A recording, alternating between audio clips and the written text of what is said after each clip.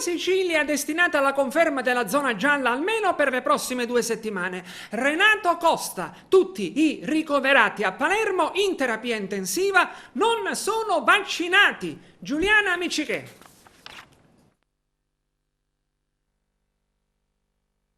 Sono 875 i nuovi casi di Covid in Sicilia a fronte di 24.465 tamponi processati. L'incidenza è al 3,6%. L'isola è, come ormai ogni giorno, la prima regione per nuovi contagi giornalieri in Italia. I guariti sono 1.250. Le vittime sono state 29 per un totale dei decessi a 6.484. I ricoverati ordinari sono 966, 9 in meno, e quelli in terapia intensiva sono 116, 4 in meno. Ecco la distribuzione dei nuovi contagiati tra le province.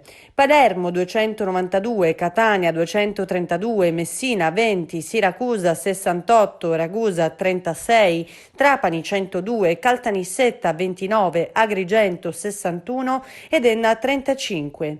Nel frattempo una donna di 26 anni è morta all'ospedale Cervello di Palermo a causa del Covid. La giovane non era vaccinata e da 5 giorni era ricoverata in rianimazione. Lei, affetta da problemi di obesità, è giunta al pronto soccorso in condizioni già gravissime. Dopo un giorno è stata intubata. Un altro giovane di 27 anni, anche lui non vaccinato, è ricoverato in gravi condizioni al Policlinico di Palermo. E il commissario per l'emergenza sanitaria, Renato Costa, rilancia un appello alla vaccinazione e afferma: in questo momento a Palermo i ricoverati in terapia intensiva sono tutti non vaccinati. La vaccinazione offre la massima protezione possibile contro le conseguenze gravi del coronavirus.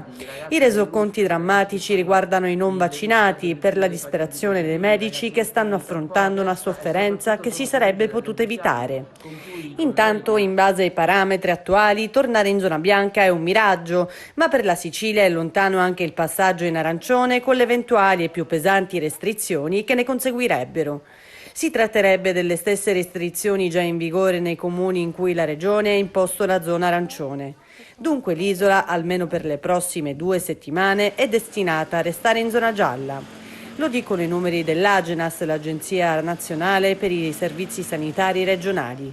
Per la zona bianca i parametri da non superare sono fissati dal Governo nazionale rispettivamente al 10% per le terapie intensive e al 15% per i ricoveri ordinari.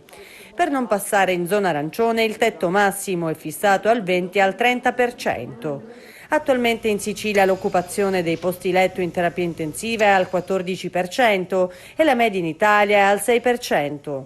I ricoveri ordinari sono al 23%, ben al di sopra del 7% della media nazionale.